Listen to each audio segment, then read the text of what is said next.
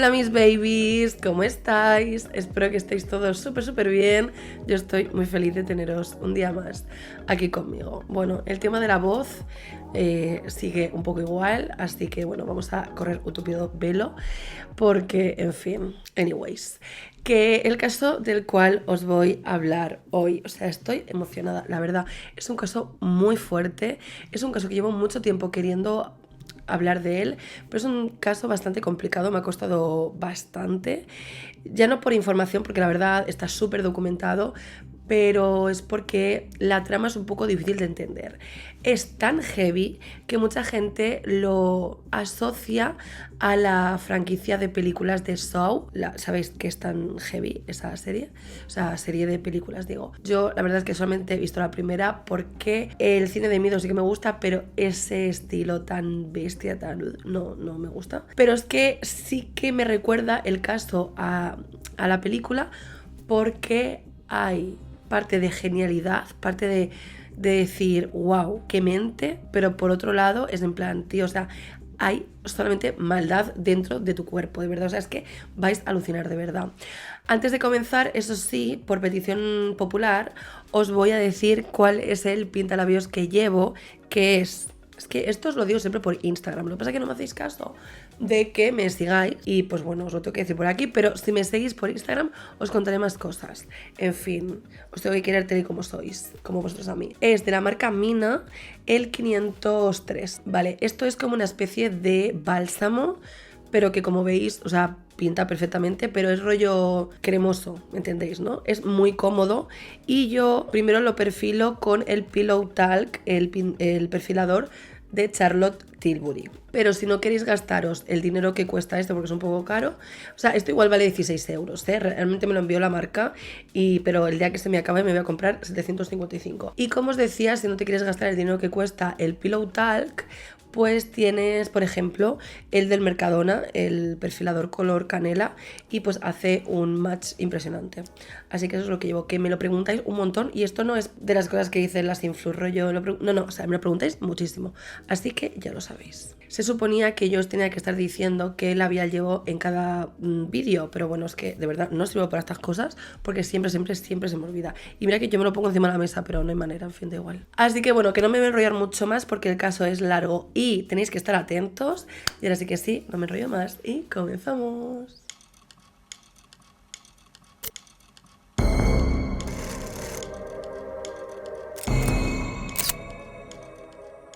Bien chicos, para comenzar este caso nos vamos a ir al 28 de agosto de 2003 en Erie, Pensilvania, Estados Unidos, y nos vamos a situar en una pizzería de barrio, o sea, no es una franquicia ni nada de eso, que se llama Mamma Mia.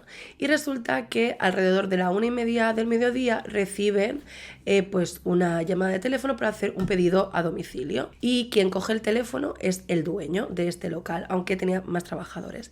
Esta pizzería, por cierto, casi siempre hacía pedidos a domicilio, aunque también recibía a gente que iba a comer, pero la gran mayoría era pedidos a domicilio. Entonces el dueño coge el teléfono y la otra persona al otro lado de la línea dice, vale, quiero 2 familiares de pepperoni y salchicha. Entonces el dueño dice, ok, dígame por favor la dirección. Y entonces como que esta persona cambia un poco el acento, no entiende muy bien. Entonces el dueño dice, vale, un momento por favor, y llama a uno de sus trabajadores, quien es Brian Douglas Bell. Este es el repartidor, ¿no? El dealer. Entonces, bueno, pues le dice, mira, ¿cómo vas a ir tú a llevar las pizzas? Entérate por favor de la dirección. Total, que Brian se pone al teléfono, le pregunta la dirección y esta persona al otro lado del teléfono le dice, vale, es el número 8631 de la calle Peach. Total, que Brian pues coge las pizzas, las va a llevar al coche donde hace la ruta para llevar las pizzas a los diferentes clientes, y realmente, teniendo en cuenta dónde está esta dirección de entrega, debería de tardar unos 10 minutos en ir y volver como mucho. Sin embargo, resultó no que solo tardaría muchísimo más, sino que ir a esta dirección supondría el final de sus días. Pero ahora que seguramente os habéis quedado un poco en shock con respecto a este inicio del caso, vamos a hablar primero de quién es este chico, quién es Brian Douglas Bell. Él nació el 15 de noviembre de 1956 en Warren, Pensilvania. Su padre fue veterano de guerra de Vietnam, por eso tenía un carácter muy duro, y su madre era ama de casa. El hecho de que el padre fue veterano de guerra y todo esto hizo que fuera muy duro con él, y que Brian siempre fue un chico muy tímido, muy retraído, que le costaba hacer amigos. Por otro lado, él no acabó sus estudios y además tuvo muchos trabajos poco cualificados. Durante mucho tiempo estuvo trabajando en un mecánico como ayudante de, y luego otro de sus trabajos donde llevaba muchísimos años era la pizzería que os acabo de nombrar, Mamma Mía, donde llevaba nada más y nada menos que 10 años. Era un muy buen trabajador porque nunca faltaba. Es más, la única vez que faltó al trabajo en 10 años fue cuando su gatito perdió la vida. Él vivía solo, no se le conocía novias ni nada, y vivía solo con 3 gatos y uno de ellos perdió la vida y estaba tan triste que no se podía ni levantar de la cama. O sea, empatizó muchísimo en este sentido con Brian Bell. Y pues como os digo, esta vez fue la única que faltó al trabajo. Y pues además la gente que le conoce y familiares y conocidos pues dicen que él era una persona muy, muy inocente, que se creía a la gente, que no tenía la picardía cuando, por ejemplo, le pedían más cosas en el trabajo o, por ejemplo, intentar ligar con alguna chica, pues no tenía ningún tipo de picardía. Bien, ahora que ya os he presentado a Brian Bell, vamos a cambiar totalmente de escenario. Nos vamos a ir al mismo día, el 28 de agosto de 2003, pero esta vez vamos a ir a las 2:30 del mediodía, un poquito antes de las 2:30 del mediodía, y nos vamos a ir a un banco que es el PNC Summit Tower, que está también en la calle Peach, en la misma calle de entrega donde Brian tenía que ir a entregar las pizzas. Sin embargo, a esta hora y en este banco entra un hombre a la sucursal un tanto extraño que llama la atención prácticamente de todo el mundo. Este hombre lleva un bastón corto, ni siquiera es un bastón de estos para apoyarte, sino que es un bastón corto, y también lleva una camiseta que pone Guess, como la marca Guess. Quedaros con este detalle, por cierto, será muy importante más adelante, pero como escrito con rotulador. Y lo que más sorprende a todo el mundo es que esta camiseta como que le tapa algo, ¿no? Algo que le sobresale un montón aquí. O sea, como un bulto muy grande. Evidentemente llama la atención por ese bulto, como estáis viendo en las imágenes, pero la gente piensa que, no sé, igual puede ser un collar de estos que te pones cuando has tenido un accidente, no sé, en el coche, por ejemplo, ¿no? Un collarín ortopédico, no me salía la palabra. Total, esta persona hace fila para ir a mostradores, se comporta completamente normal, hace fila hasta que le llega su turno para hablar con la cajera que está pues en el mostrador. No habla con ella en ningún momento, simplemente le da un papel y él, mientras tanto, este señor del bulto aquí, coge una piruletita de estas que ponen de cortesía a veces en los bancos y pues se la va comiendo su piruleta. O sea, la postura corporal y la energía de esta persona es completamente bien, ¿sabes? Una persona guay, pero no entabla conversación con la chica, la cajera, por así decirlo, aunque esta chica empieza a ponerse muy, muy, muy nerviosa. ¿Por qué? Bueno, pues porque en este papel, en esta nota que este señor le había dado tan amablemente, pues decía que le tenía que dar una bolsa con $250.000 lo más rápido posible, en menos de 15 minutos, porque si no, bueno, que el bulto que tenía aquí no era un collarín, sino que era una bomba y que podía estallar en cualquier momento. Esta persona además como que le hace hincapié de decirle, mira, o sea, no es un farol, sino lo que tengo aquí es una bomba. Entonces la mujer se pone muy nerviosa. Yo me imagino este momento, o sea, como, ¿sabes? Cuando de repente te da una noticia o te pasa algo que te pone muy nervioso, que te da ese calorcillo como en la espalda, como o en la nuca, ¿no? Como diciendo, qué miedo, o sea, qué terror, ¿eh? En este momento. Bueno, la chica del mostrador, le dice muy amablemente también al señor, intentando guardar las formas, que es que no tiene ella la llave como para entrar a la bóveda donde está pues todo el dinero guardado, pero que sí que le puede dar el dinero que hay en las cajas que hay cara al público. Y entonces este señor dice, vale, no hay problema, pero hazlo lo antes posible. Entonces le meten en una bolsa unos $8.000. El señor de la bomba se marcha con su piruletita y ya está. O sea, no monta ningún follón ni nada. Y nuevamente esta postura corporal, esta energía que tiene esta persona es de una persona que está haciendo recaos, pero como quien va a la frutería y compra melones, entiéndeme. Y tú te estarás preguntando, bueno, Marta, ¿y quién es esta persona que ha entrado a este banco con una bomba en el cuello? Bueno, pues es nada más y nada menos que Brian Bells. Sí, el que tenía que estar repartiendo las pizzas. Realmente Brian Bells se iba a salir con la suya, o sea, estaba saliendo de la sucursal bancaria tan tranquilo con sus $8.702 en una bolsa. Sin embargo, un testigo se pispó de lo que estaba pasando y llamó a emergencias y llamó exactamente a las 2:38 del mediodía. O sea, si os fijáis, todo esto sucedió súper rápido, porque entre una cosa y otra, Bells comenzó a hablar con la señora del mostrador a las 2:30. Brian Bells, mientras tanto, se monta en su coche, el mismo coche donde, en teoría, había ido a dejar las pizzas en el punto de entrega donde le habían dicho, y pues se monta con esta supuesta bomba en el cuello. Seguimos igual, y se dirige hasta un McDonald's, a un McAuto, donde estaría ahí unos segundos y de repente llega la policía, porque este McDonald's del cual os estoy hablando, donde Bells se fue después del banco, estaba a 2 minutos, ¿ok? O sea, aquí está el banco y aquí está el McDonald's. Entonces llega la policía, le saca a Brian a la fuerza, le tiran en el suelo, le ponen las esposas en la parte de atrás y Brian empieza a decir, no, por favor, dejarme hacer las cosas, que es que tengo una bomba en el cuello y tengo que seguir unas pistas porque si no esto va a explotar. Entonces los agentes no están entendiendo absolutamente nada. Claro, aquí hay muchas preguntas en el aire. Si acabas de robar un banco, ¿por qué no estás huyendo? Punto número 1. ¿Por qué te quedas justo al lado de la sucursal bancaria? Al lado hay un McDonald's, ¿por qué te quedas ahí? O sea, no se entiende.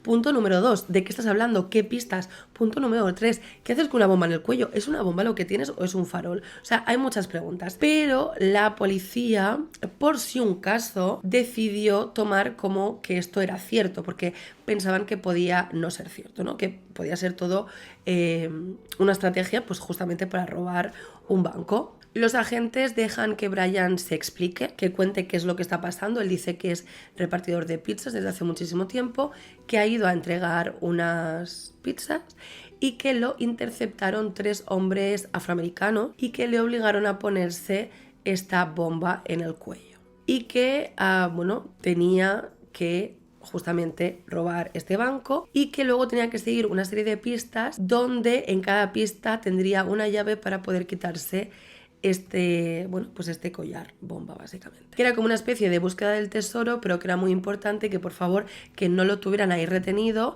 o que le acompañaran incluso, pero era peligroso que él siguiera teniendo esto. Cabe recalcar que Brian estaba realmente bastante tranquilo, teniendo en cuenta que estaba diciendo que tenía un collar bomba. Estaba tranquilo, o sea, no os parecía demasiado nervioso. Como os digo, la policía aún así, aunque piensa que esta historia que está contando este hombre es completamente inverosímil, pues por si acaso ponen el coche patrulla estratégicamente para ellos ponerse detrás, ¿no? Por si explota, estar ellos protegidos.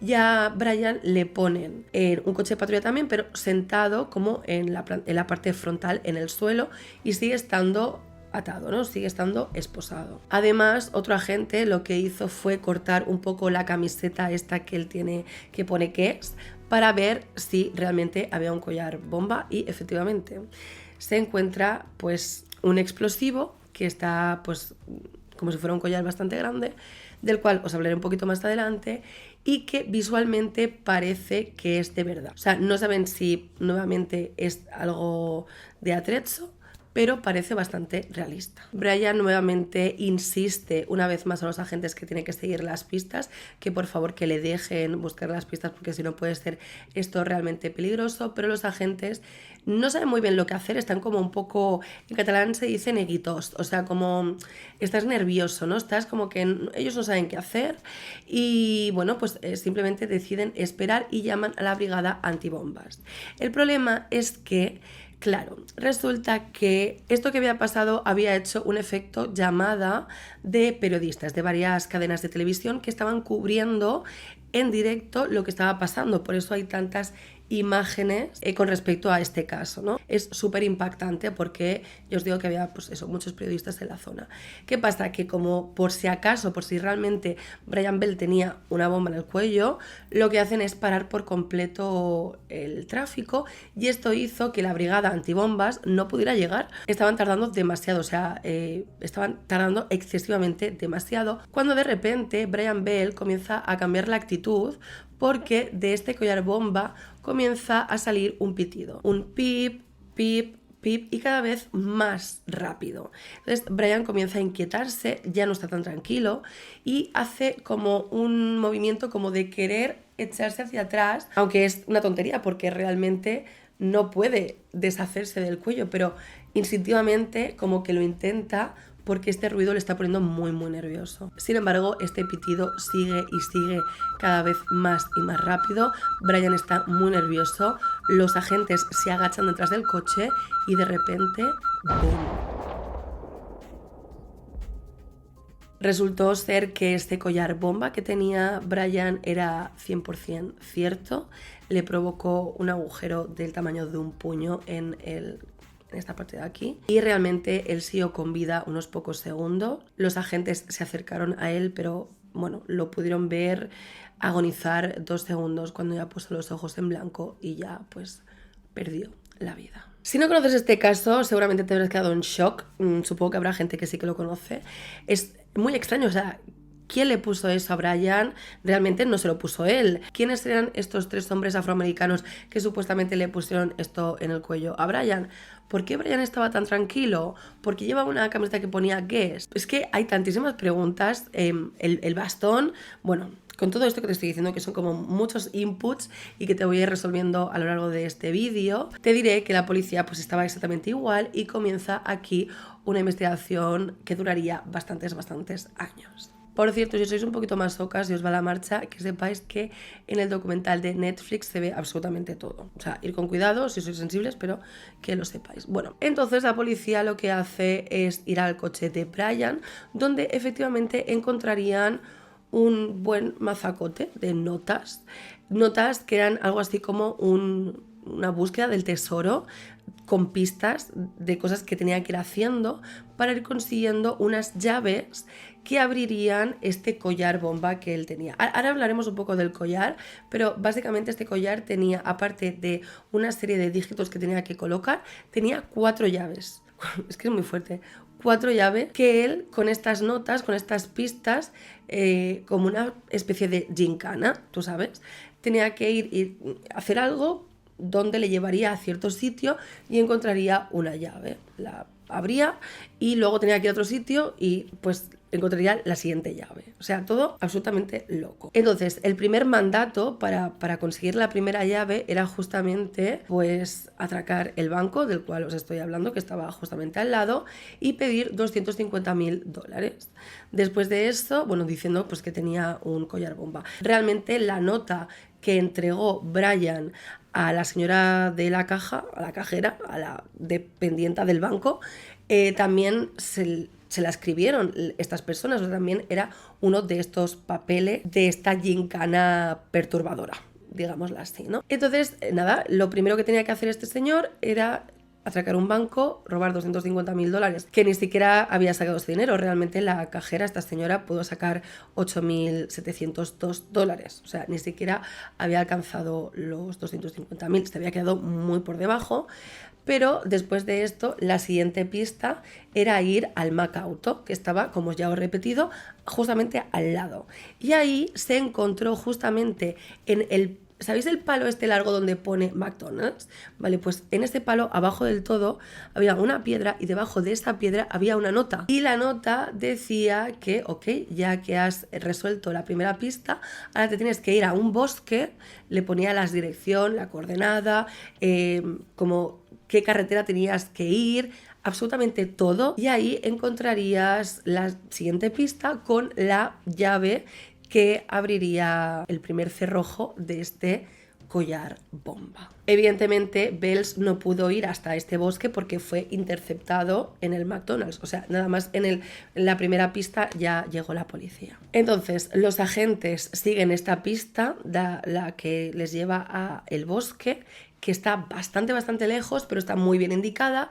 Llegan hasta un contenedor donde hay una jarra de vidrio. Pero esta jarra de vidrio estaba vacía. Quedaba súper claro que ahí era la segunda pista, porque esta jarra de vidrio estaba como pegada. O sea, quedaba clarísimo que esa era la siguiente pista. Probablemente quienes estaban haciendo este juego tan perverso estaban vigilando a la policía y ellos se adelantaron para sacar la siguiente pista. Pero todo esto a la policía ya les estaba dando muchísimas pistas, justamente porque simplemente calculando el tiempo en el que tardó el collar bomba en explotar, desde que llegó la policía y todo eso, y calculando el tiempo que tardó la policía en ir hasta la siguiente pista, quedaba claro que este collar bomba estaba preparado para que Bells no llegara a la siguiente pista. O sea, esto de las pistas era algo macabro completamente, porque Bells no habría llegado. Si hubiera estado conduciendo, el collar hubiera explotado durante el camino, porque no daba tiempo, ¿sabéis? O sea, es como, qué terrible. Por eso hay mucha gente que lo asocia a Saw al final, por lo macabro que es, ¿no? En plan, la persona está intentando seguir las pistas de tu juego, pero siempre van a perder. Además de esto, en todos los papeles de las pistas que tenía que ir siguiendo Brian Bells, había unos códigos de conducta. Por ejemplo, 1. Debes seguir una serie de instrucciones para encontrar las llaves y el código para parar la bomba. No inserte la llave hasta que se le indique, ya que tiene algunos dispositivos trampa. Número 2. Conduzca a una media de 90 km por hora. 3. Las paradas deben de ser de 2 a 3 minutos. 4. Si fuerza el collar, explotará. 5. Todo el material facilitado tendrá que ser devuelto a la gente que ha ideado todo este plan. Otra de las cosas a tener en cuenta en todo este caso era algo que ya os he nombrado, que es la camiseta Guess. Brian Bells tenía una camiseta, como ya os he dicho, que ponía Guess, como la marca. Yo tengo un bolso Guess que me regalaron mis amigos, por cierto, que es divino. Pero, ¿qué significa Guess en castellano? Significa adivina. Claro, teniendo en cuenta toda esta parafernalia, al final la gente que había detrás de esto era gente que lo tenía todo muy pensado. Podemos especular sobre que Bells llevara esta camiseta donde ponía Guess. Igual era un mensaje. ¿Qué nos querían decir estas personas que estaban detrás de esto? Adivina quién soy, o no sé, como incluso vacilar a la policía. Adivina quién detrás de todo esto, ¿no? Porque esta camiseta la policía investigó y Brian no llevó esta camiseta al trabajo. Además, también se habló con los familiares de Brian y se supo que esta camiseta no pertenecía a Brian. Entonces, además, es una camiseta que justo tapaba el collar bomba cuando entró al banco. Entonces, perfectamente, las personas que hicieron todo esto, las personas que obligaron a Bells a ponerse este collar, le pusieron también esta camiseta. Además de todo esto, la policía tuvo que recuperar el collar bomba, que sería analizado, y ya os contaré ahora pues que realmente era una obra de ingeniería. Esto era muy fuerte, pero no lo querían abrir. Aparte tenían miedo de alguna forma de abrirlo por si había un segundo explosivo o lo que fuera. Entonces tuvieron que hacer algo con el cuerpo de Bell que resultó ser bastante chocante para la gente, y es básicamente, pues ya te puedes imaginar. Además de esto, la policía, que estaba investigando todo minuciosamente para intentar entender todo este rompecabezas que es muy loco, pues intentan ir al principio de toda esta historia, cuando desde la pizzería Mamma Mía reciben una llamada a la 1:30 para hacer un pedido a domicilio de pizzas, ¿no? Y la dirección de entrega era el número 8631 de la calle Pitts. Entonces la policía lo que hace es ir hasta allí. Y cuando van hasta allí descubren que es un lugar donde no hay casas. Realmente hay una antena de televisión y ya está. O sea, no hay ninguna caseta, no hay ningún vecino por la zona, no hay absolutamente nada. Realmente, si os acordáis, Brian Bells dijo que ahí en ese punto se encontró a 3 hombres afroamericanos que le pusieron este collar, pero no había nadie. Sí es verdad que se encontró una huella del zapato de Bells en la tierra cerca no, al lado de esta torre de comunicación de televisión, ¿no? Que os estoy diciendo que era justamente este punto de entrega. O sea, que realmente este hombre sí que estuvo ahí, pero no se sabe ni había nadie ni nada. Lo único que nos queda claro es que Bell sí que fue ahí y que probablemente ahí es donde le pusieron la bomba, pero ya está. Vamos a hablar entonces de lo que viene siendo la bomba, que como os he contado es una obra de ingeniería, pero además cutre. Bueno, cutre, o sea, no me parece cutre en el sentido de que me parece una persona muy inteligente. ¿Por qué? Porque está hecha con materiales reciclados y materiales estropeados ya, o sea, como rollo una lata que te sea... Ay, es que me sale en catalán, rubinat. Ay, me encanta que me salgan palabras en catalán cuando no hablo catalán nunca. ¿Cómo se dice esa palabra? Materiales oxidados, viejos, o sea, cosas de la basura. Estaba hecho con esas cosas. Entonces, para que os hagáis una idea, esto era como una gran esposa. O sea, como las esposas de las manos, tenía la misma técnica para cerrar. Como os he contado, tenía 4 agujeros donde se tenía que insertar 4 llaves para poder abrirlo. Entonces, en un principio, la policía pensó que si Brian completaba todas estas pistas, que ya hemos dicho que no era posible, que explotaría antes de que las completara, pero se piensa por un momento la policía que quizás metiendo las llaves, la cuenta de este explosivo se pararía un poco o iría más lento, pero no. O sea, realmente esta bomba iba a explotar cuando iba a explotar, tenía ciertos minutos. Además, donde se insertaban estas llaves quedaba como por la parte de debajo de la barbilla. Tenía también un temporizador que le colgaba en la parte del pecho y disponía de varios señuelos, o sea, tenía como cables conectados que no servían de nada, que eran como de atrecho para que si en el caso de que atraparan justamente a Brian, como había pasado, y el escuadrón antibombas llegaba, cortaran o se hicieran líos con respecto a cables que salían y entraban, pero que eran falsos. O sea, el nivel de precisión que había en esta bomba era súper grande. Aparte, como que también tenía pegatinas de estas, de advertencias peligrosas, pero que eran pegatinas realmente.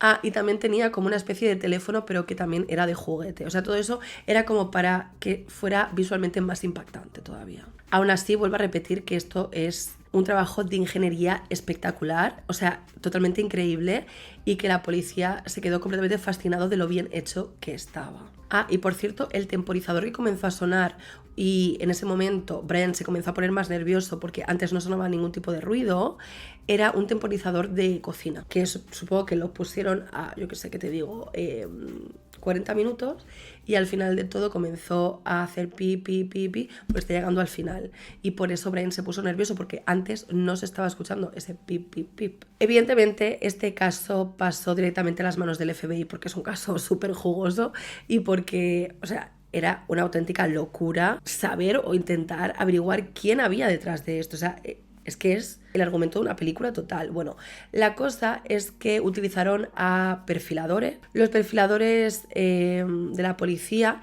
para mí, esto es una cosa que yo pienso para mí, son, creo que, una de las partes fundamentales dentro de una investigación policial y que yo creo que si en un mundo paralelo yo hubiera sido investigadora, me hubiera encantado hacer este papel. O sea, creo que es lo que más me gusta dentro del ámbito policial. Vuelvo a repetir, yo ni me acerco a esto, vamos, pero es que nada que ver, pero me parece una labor increíble y que, bueno, que me gusta mucho, ¿no? El análisis de las pistas que deja al fin y al cabo un criminal cuando está haciendo este tipo de cosas, ¿no? Y resulta que, bueno, como ya os he ido adelantando, el collar bomba estaba hecho con cosas de la basura. Esto denotaba que probablemente la persona que había hecho esto tenía acceso a este tipo de materiales porque era un acumulador compulsivo, o sea, podía ser una persona sucia que no limpiaba su casa y que acumulaba pues trastos de hierro o yo que sé qué te digo, latas y cosas así, y que con todo esto es con lo que confeccionó este collar, combinado con esto último de que probablemente es una persona acumuladora de basura en casa, probablemente una persona inteligente pero muy poco social. También, evidentemente, denotaba muchísima maldad, porque quedaba claro que Bells no iba a sobrevivir y la persona que había ideado este plan lo sabría. Por otro lado, el tono en el que estaba escrito las pistas de esta búsqueda del tesoro que tenía que hacer Brian, el tono era como muy de soberbia, ¿no? Las indicaciones que tenían estos papeles indicaba pues una persona también como muy altiva y que se creía y que sabía que era una persona muy inteligente. Así que, teniendo en cuenta esto que os acabo de decir, la policía entonces busca a 3 afroamericanos, como os he dicho, porque el propio Brian lo dijo, esto me lo pusieron 3 afroamericanos, que probablemente pues sean personas muy inteligentes, pero que tengan en casa, la tengan hecha un Cristo, que tengan mucha chatarra en casa y pues eso, que sean muy inteligentes, que quizás tengan, yo que sé, ¿qué te digo?, carreras universitarias, pero que no hayan podido desarrollar sus trabajos o algo así. Entonces, con todo esto comienzan a buscar por la zona, porque entienden que, teniendo en cuenta dónde se habían comenzado las búsquedas, y que hay que recordar que la segunda pista que tenía que hacer Brian Bells, la policía fue y ya no había segunda pista porque lo habían quitado, o sea, las personas que estaban detrás de todo esto probablemente estaban observando a la policía. Entonces se entiende que eran de la zona. Entonces, vuelvo a repetir, la policía se pone a buscar personas que entren dentro de este perfil y no encuentran absolutamente nada. O sea, nada les llama la atención, nada, absolutamente nada. Están completamente en stand-by, no saben qué hacer ni por dónde tirar. La policía estaba tan desesperada que incluso pidieron ayuda ciudadana. Y ahora meto esto porque se me ha olvidado por completo. Y es que, bueno, hacen fotos tanto al collar como al bastón que llevaba Brian Bells, que esto se me ha olvidado contaros, lo que es súper importante. Brian Bells, cuando entra dentro de la sucursal bancaria, lleva también un palo. Este palo era una escopeta modificada para que pareciera un palo. Y también le hacen una foto a esto y lo envían, o sea, en plan para que lo pasen los telediarios y cosas así, para que si alguien conocía a otra persona que supiera hacer este tipo de cosas, pues que se pusieran en contacto con la policía. Pero nuevamente no hubo pistas ni absolutamente nada. Entonces, lo que hace la policía en estos casos es volver a juntarse todos los agentes y dar una segunda vuelta al caso. Entonces, cuando empiezan a darle más vueltas al caso, se dan cuenta de que la actitud de Brian que tuvo durante todo ese momento fue muy extraña. O sea, realmente Brian, tanto en la sucursal bancaria como luego cuando le detuvieron, fue una persona muy tranquila. Tú cuando tienes una bomba en el cuello no estás tranquilo, ¿sabes? Además, por ejemplo, para que os hagáis una idea, cuando Brian estaba ahí delante de la policía, esposado, que tenía el collar bomba y todo eso, le dijo a los agentes: oye, por favor, llamar a mi jefe, que no se piense que estoy holgazaneando, que es que realmente mirad dónde estoy y que no puedo ir a trabajar. O sea, realmente Brian estaba pensando con fluidez, él se tomaba todo como muy relajadamente. Entonces, esto quizás indicaba que Brian sabía o que estaba en sobreaviso de que estas personas le iban a poner esta bomba. O quizás Brian sí que sabía que le iban a poner esta bomba, pero pensaba que era de mentira, porque él se empieza a poner nervioso cuando empiezas a escuchar el pip, pip, pip. Entonces, igual él estaba metido en todo este plan, pero le traicionaron, podía ser también. Con lo cual es probable que también Brian mintiera con respecto a estos 3 afroamericanos. Igual no se trataba de estas personas, sino otras. Y a pesar de que el FBI tenía 1500 reuniones todos los días para intentar averiguar quién había detrás de toda esta operación del collar bomba y que le daban 1000 vueltas a todo y que hablaron con un montón de gente, no encontraban absolutamente nada. Y con todo esto pasa prácticamente un mes. Nos vamos al 20 de septiembre de 2003, cuando la policía recibe una llamada bastante cerca de la zona de un hombre que dice que tiene a otro hombre en el congelador de su casa, evidentemente sin vida. Este hombre en cuestión era William Rothstein, un hombre de unos 53 años. Estoy viendo la foto, era un hombre bastante peculiar, hablaba muy bien, se notaba una persona educada, culta, mejor dicho, o sea, una persona inteligente, con muy saber estar. No era un hombre que se notaba nervioso, pero hablaba muy bien con los agentes, se explicaba excelentemente y sobre todo antes de que le detuvieran, porque sabía que iba a estar detenido, porque efectivamente en el sótano de su casa tenía el típico arcón donde había el cuerpo de un hombre. Era totalmente cierto, bastante heavy, ¿no? La historia, pero él, sobre todo, antes de que le llevaran a comisaría, él quería explicar lo que había pasado, que él no había hecho absolutamente nada. Resulta que su exnovia, quien es Marjorie Diel Armstrong, le llamó un día y le dijo que había acabado con la vida de su novio actual, quien es James Roden, de un Pium, ¿ok? Y pues esta mujer, Marjorie Diel Armstrong, le dice a William, el hombre que llama por teléfono a la policía, que por favor guarde el cuerpo de su nuevo novio, de James Roden, en el congelador y que le iba a pagar $2.000 por hacerlo, por hacerle este favor. Entonces William acepta meter el cuerpo de un hombre en su arcón congelador y pasa 5 semanas este cuerpo en este congelador, ¿ok? Pero después de estas 5 semanas, Marjorie Diel Armstrong vuelve a llamar por teléfono a William y le dice: mete el cuerpo en una picadora de estas de árboles para deshacerte del cuerpo porque vamos a deshacernos. Y claro, ahí se dio cuenta de la gravedad del asunto, entonces William decidió llamar a la policía y explicar qué es lo que estaba pasando. Este caso que te acabo de contar, el caso de William y de Marjorie, la policía en ningún momento lo relacionó con el caso Bells, con el caso que te he contado hace un momento del collar bomba. Pensaron, bueno, estos son unos locos que han hecho una locura, ¿no? Han acabado con una persona y la han metido en el congelador de la casa del exnovio, ¿no? Pero no lo relacionan para absolutamente nada. Lo que hacen es llevarse a William, esposado, a la comisaría, y mientras tanto unos agentes se quedarían en la casa de William analizando pues toda la escena, ¿no? Aparte de sacar el cuerpo de James Roden, el cuerpo, el congelado que estaba en el congelador del sótano, pues se quedan mirando un poco la casa y se dan cuenta de unas cosas que les llamaría bastante la atención. Resulta que William era una persona acumulativa, tenía muchos trastos en la casa, como mucha chatarra por toda la casa, entonces esto les llamó la atención un poco, sinceramente. Pero lo que más les llamó la atención fue una supuesta nota de desvivimiento, ¿ok?, que dejó William en la mesa del comedor. O sea, William pretendía desvivirse.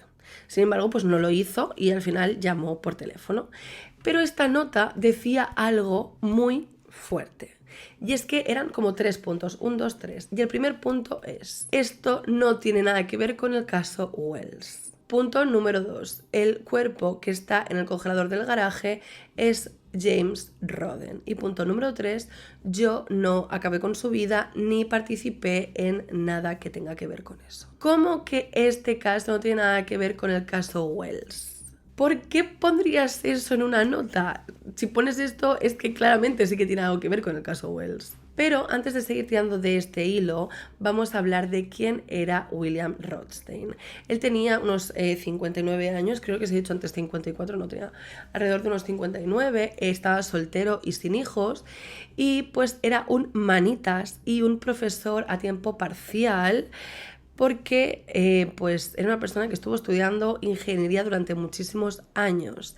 Era una persona muy inteligente que hablaba varios idiomas, incluso el hebreo. Formaba, por cierto, parte de un grupo llamado Intelectuales Fracturados, de personas muy inteligentes pero que no estaban bien adaptadas a la sociedad. O sea, básicamente gente, por ejemplo, que es súper dotada pero que no es capaz de integrarse en la sociedad.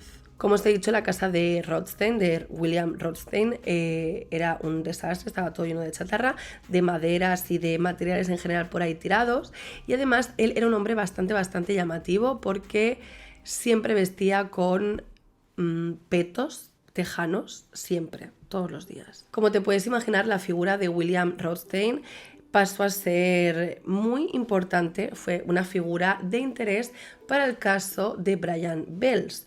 O sea, que tú indiques en una carta de desvivimiento que todo esto no tiene que ver con el caso Bells es algo muy llamativo, ¿no? Además, que este hombre, William Rothstein, encajaba en la perfección con la descripción que hicieron los perfiladores policiales.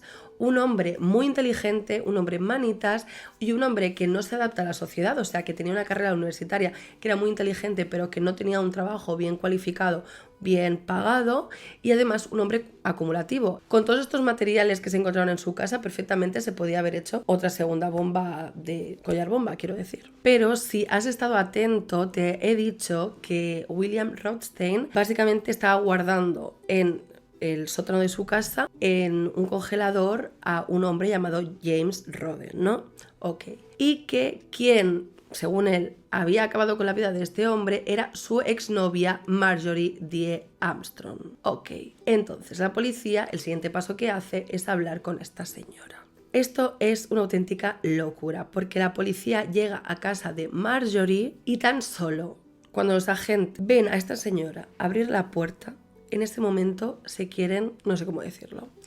Resulta que esta mujer tenía síndrome de Diógenes. Aparte de haber todo tipo de suciedad dentro de la casa, de cosas acumuladas y todo esto, había cacas por todas partes, tanto humanas como de gatos, como de perros, como de ratas. Había como unos 300 kilos de mantequilla y de queso, es que me está dando una angustia, de mantequilla y de queso completamente podridos por toda la casa. Y en definitiva, o sea, no podías ni siquiera pasar por ninguna estancia de la casa. Marjorie fue detenida de inmediato, acusada de ser pues la persona que acabó con la vida de James Roden, o sea, la persona congelada, y los policías que estaban montados en el coche, como por ejemplo el señor policía que estaba conduciendo este coche, tuvo que parar varias veces porque quería vomitar del mal olor que hacía Marjorie D. Armstrong, porque si imagínate la casa, pues ella tampoco se duchaba, porque probablemente pues eso, tenía síndrome de Diógenes. He de decir que no he leído en ningún sitio que ella tuviera este síndrome, pero vamos, que simplemente hay que verlo, ¿eh? Yo, no, o sea, quiero decir, no quiero yo diagnosticar cosas sin ser yo nada de eso, pero wow, pinta que sí. Y tú te estarás preguntando, vale Marta, esta señora estaba cucú, ya lo vemos, pero ¿quién era? ¿Quién era Marjorie D. Armstrong? Bueno, pues esta mujer, una mujer de 54 años, que tenía un historial bastante importante de enfermedades mentales, sobre todo la bipolaridad. Resulta que ella fue una mujer muy, muy inteligente, una mujer con varias carreras universitarias. Se decía que era una estudiante ejemplar y además muchos profesores y bueno, la gente en general que conocía a Marjorie decían que tenía un futuro prometedor. Sin embargo, a partir de los 20 años comenzó a surgir en ella esta enfermedad, a tener los primeros síntomas sobre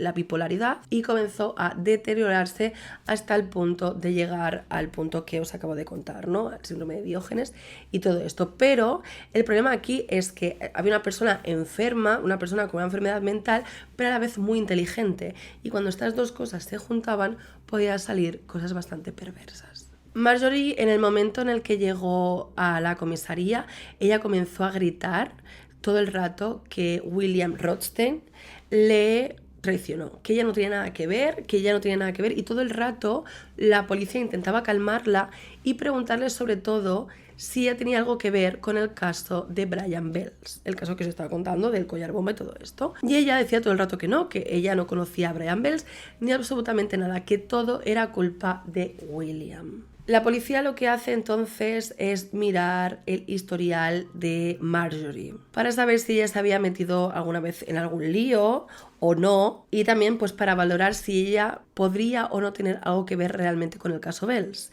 Y se dan cuenta que Marjorie era un perfil bastante conflictivo. Resulta que en 1984, con 35 años, acabó con la vida de su novio llamado Robert Thomas, de 6 disparos. Porque al parecer Robert lee varias veces. Entonces ella fue llevada a la policía, sí que es verdad que tenía un golpe en la cabeza, entonces pues no la procesaron en ningún momento. También acabó con la vida de 2 novios más, uno de ellos porque le dio un derrame y otro porque apareció colgado. Otro hombre que también apareció en su vida se cayó y se dio un golpe en la cabeza. Luego tenemos a James Roder, que es el último, del cual ha aparecido congelado en casa de William Rothstein. Y el único hombre de la vida de Marjorie D. Armstrong que no había sufrido las consecuencias de ser novio de esta persona era el propio William Rothstein. O sea, además es que la dinámica entre William y Marjorie era muy extraña. Resulta que ellos eran como novios, pero tóxicos, pero siempre estaban juntos, pero siempre se peleaban. O sea, era una relación bastante conflictiva. Teniendo en cuenta esto, teniendo en cuenta que Marjorie estaba acostumbrada a lidiar con la justicia y a lidiar un poco pues con este tipo de cosas, quiero decir, yo tengo que acabar con alguien porque me pone la mano encima y a mí me da algo, pero esta mujer, pues al parecer se sentía cómoda en ese ámbito, por así decirlo. Bueno, pues aparte de esto, los agentes enseguida se dan cuenta de que Marjorie y William encajan perfectamente en el perfil de, el perfilador que yo os he estado comentando antes, que probablemente hizo todo lo del tema del collar bomba. Encajaban a la perfección. Además, vivían muy cerca del banco donde William Bells fue con el collar bomba y además varios testigos dijeron que vieron el día 28 de agosto de 2003, o sea, el día en el que sucedieron todos los hechos que os he estado contando, vieron a Marjorie en una cabina telefónica llamar por teléfono y luego esa cabina telefónica se analizó y se supo que la llamada, el pedido a domicilio de las pizzas, de las cuales yo os he dicho al principio que se envió a Brian Bells a la dirección y todo eso. O sea, esa llamada principal que lo desató absolutamente todo se hizo desde esa cabina telefónica. Esto dejaba muy claro que Marjorie y por ende William estaban muy probablemente detrás de todo esto. Pero es que además, evidentemente, Marjorie fue metida en la cárcel porque, independientemente de toda esta investigación que estaba todavía en curso, ella era la encargada de haber acabado con la vida de su exnovio, de James Roden. Y una vez la metieron en la cárcel, ella compartía celda con 3 mujeres más. Y en ese momento, Marjorie comienza a hablar y a decir que ella es la que había ideado todo el plan del collar bomba y que ella era la que lo había construido, que ella era súper inteligente. ¿Qué pasa? Que estas 3 compañeras de celda de Marjorie eran informantes de la policía. Entonces ya quedaba completamente claro que ella y William estaban detrás de todo esto. Sin embargo, faltaba mucho por saber, porque, vale, ellos estaban ahí, pero ¿cómo puede ser que Brian Bells, que volvemos otra vez, era un hombre muy inocente, era un hombre que no se metía en líos? ¿Cómo era posible que conociera a estos 2 malandros, ¿no? Como se dice. ¿Cómo es posible que conocieran? ¿Dónde están estas conexiones? ¿Quién conectó a Brian Bells con estos 2? Y queda claro entonces que Brian Bells desde el principio mintió, porque no fueron 3 hombres afroamericanos quienes le pusieron la bomba. Entonces, ¿estaba implicado también Brian Bells y le traicionaron de alguna forma? Es que quedan muchas preguntas por responder todavía. A Marjorie, mientras tanto, ella tuvo que ir a un juicio por el tema del hombre que apareció en el congelador y le dieron unos cuantos años de cárcel, o sea, ya se fue directamente para la cárcel. Y en el caso de William Rothstein, también fue a la cárcel por, básicamente ayudar a Marjorie. Pero con él, que era un hombre mucho más razonable, que al final no parecía tener una enfermedad mental y que hablaba muy bien, pues intentaron sonsacarle un poquito a ver si él contaba más sobre el tema de la bomba y sobre cómo lo hicieron todo, porque la policía tenía que cerrar este caso. Lo que pasa es que resulta que William Rothstein tenía un linfoma de Hodgkin súper avanzado. Y tan solo el 30 de julio del año siguiente, 2004, perdió la vida con 60 años. Entonces, no dio tiempo a nada, porque él ya cuando fue detenido, o sea, pensar que le detuvieron, ¿qué te digo?, en septiembre de 2003. Entre una cosa y otra, lo meten a la cárcel, tal y cual, pero enseguida comienza a mostrar síntomas de estar muy enfermo. Le hacen 4 preguntas y no le pueden tener en la cárcel. Estaba tan enfermo que no le pueden tener en la cárcel.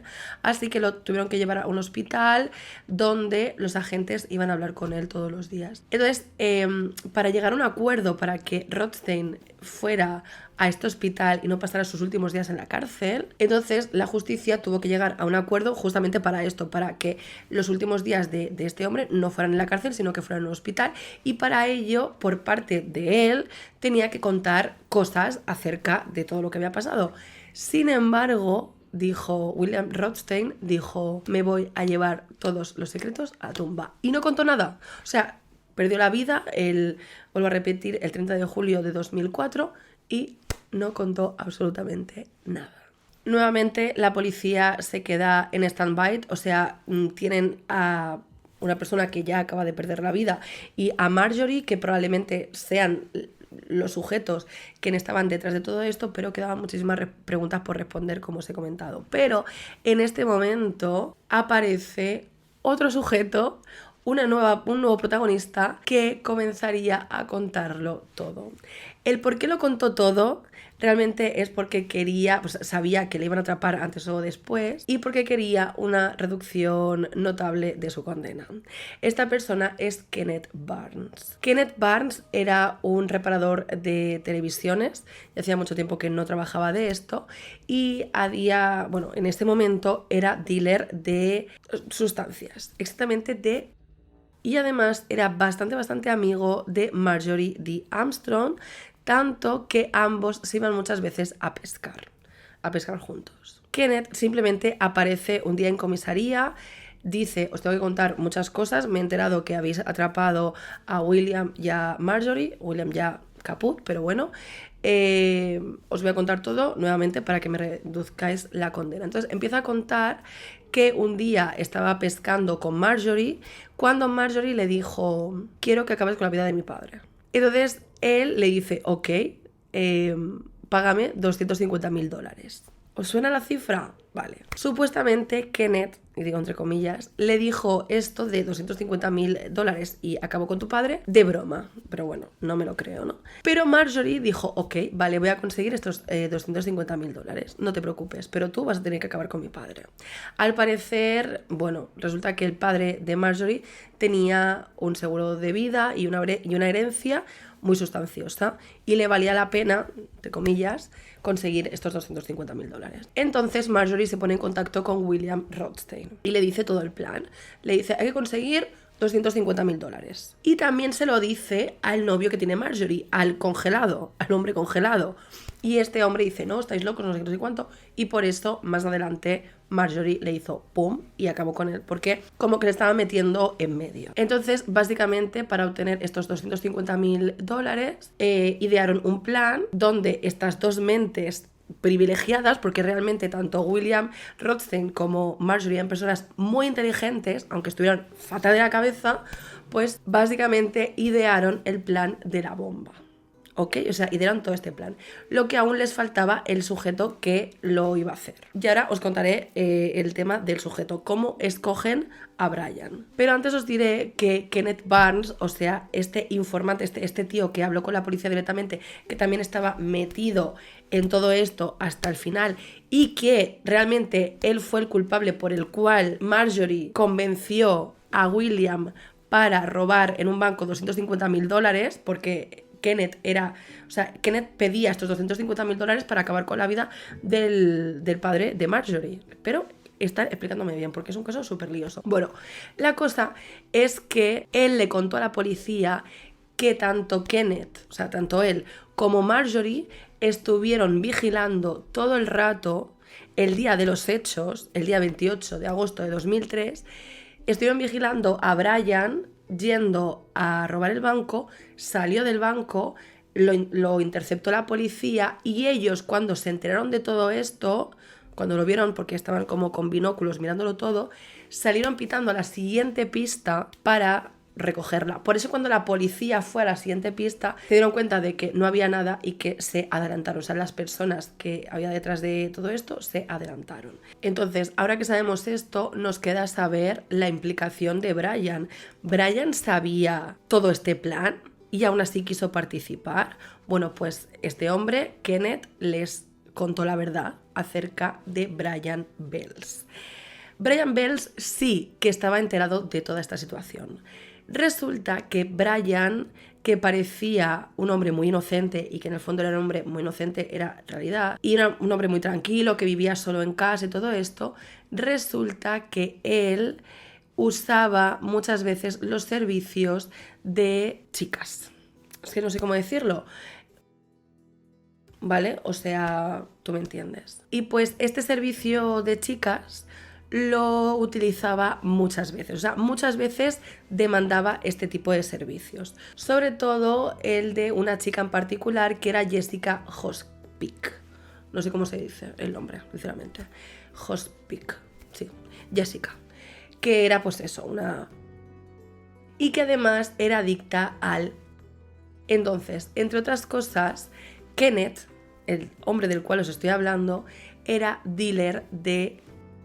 ¿vale? De este tipo de sustancias. Entonces llegó un momento en el que Brian llamaba a Jessica y le decía, vente a casa a hacer cosas, y ella no quería que le pagara con dinero, sino que quería que le pagara con sustancia. Y por eso Brian y Kenneth se conocieron, porque Brian iba a comprar esas sustancias a Kenneth. ¿Ok? Kenneth y Brian comenzaron a hablar, entablaron una relación de, te digo, como el que tú estableces con tu panadero, ¿no? De hola, ¿cómo estás? ¿Cómo te va todo?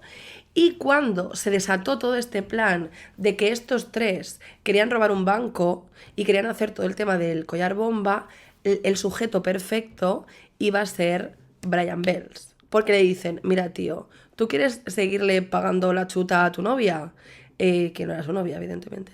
Porque es que Brian tenía el sentimiento de voy a sacar a Jessica de esta adicción, la voy a hacer mi novia, tú sabes, ¿no? Entonces le dijeron, ¿tú quieres sacarte un dinerito? ¿Tú quieres ayudar a tu novia? ¿Tú quieres vivir mejor? Vale, pues vamos a hacer este plan. Tienes que robar un banco y nosotros te vamos a poner una bomba, que es una bomba falsa, que lo que va a hacer es que ahuyentes a la gente. Si alguien se pone chulo, vas a llevar un bastón que es una pistola, pero que parece un bastón, y vas a robar el dinero y luego te vamos a dar una serie de pistas para que la policía no te pueda pillar. Y pues con eso vas a poder sacar la bomba, porque te vamos a dar una serie de llaves. Pero que sepas que es de mentira, que no te va a pasar absolutamente nada. Entonces Brian acepta, ¿ok? Acepta toda esta situación. Llega el momento, hace la llamada, la persona que hace la llamada, que es Marjorie, llama por teléfono y pone un acento raro para que el dueño del local no se entere, le dé el teléfono a Brian. Brian va hasta esa dirección, se encuentra con Marjorie, con William y con Kenneth, pero en el momento que le van a poner el collar, Brian se da cuenta de que ese collar sí que parece una bomba. Y en ese momento siente que le han engañado.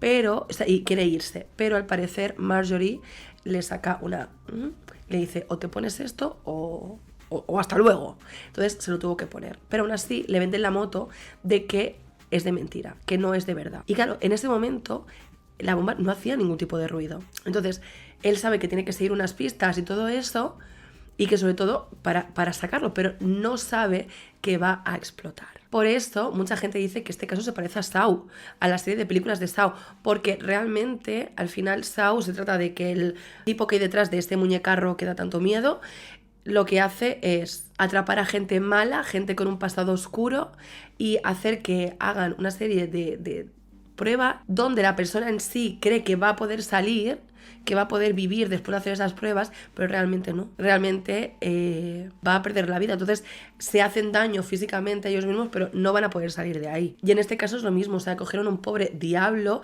porque Brian era un pobre tío que... O sea, pobre y no pobre, ¿no? Porque también estaba consumiendo el servicio de las...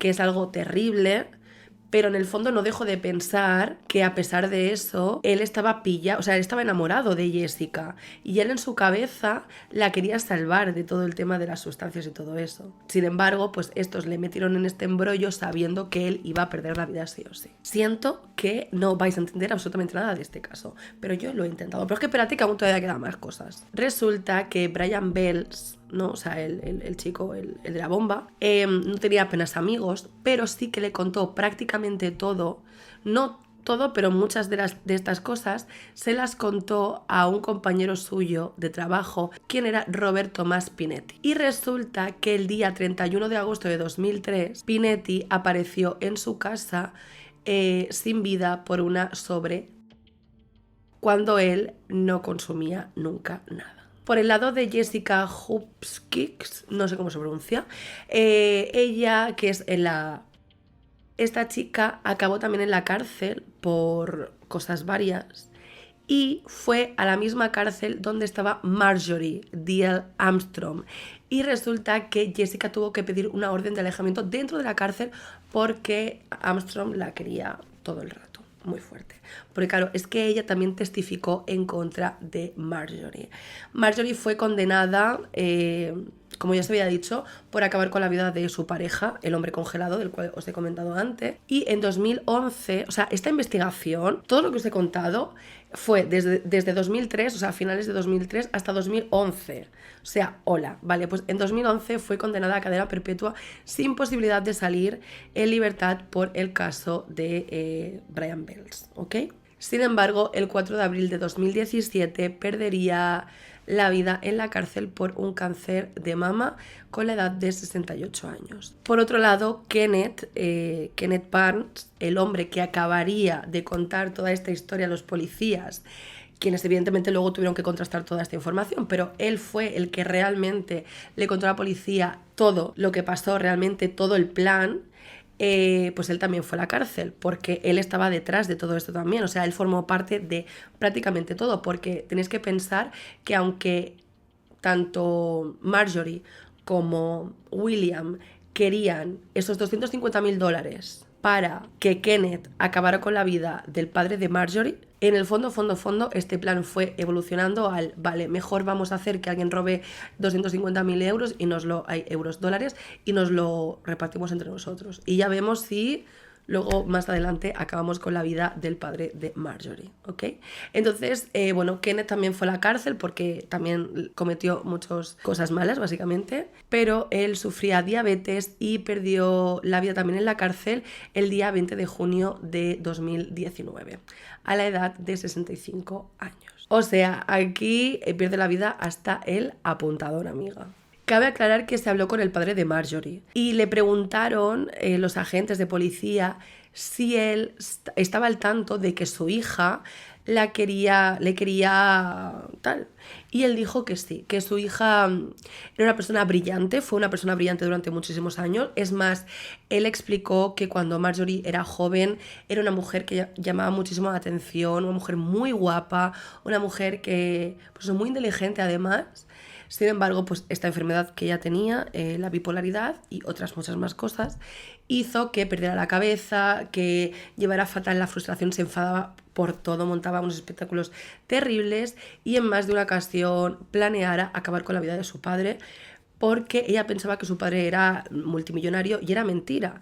Además, él dijo que si su hija hubiera acabado ejecutando este plan, o sea, si le hubiera quitado de en medio a él ya se había preocupado por no dejar a su hija en herencia y arregló todos los papeles para que ella no ganara ni un duro si él acababa sin vida por su culpa. Y pues ya está, hasta aquí el caso de Brian Bells. Espero de verdad que lo hayáis entendido. Estaba haciendo el guión y estaba diciendo, ¿por qué has hecho esto? O sea, es que es un caso muy complicado porque hay muchas personas y porque la trama, amiga, o sea, de verdad es espectacular.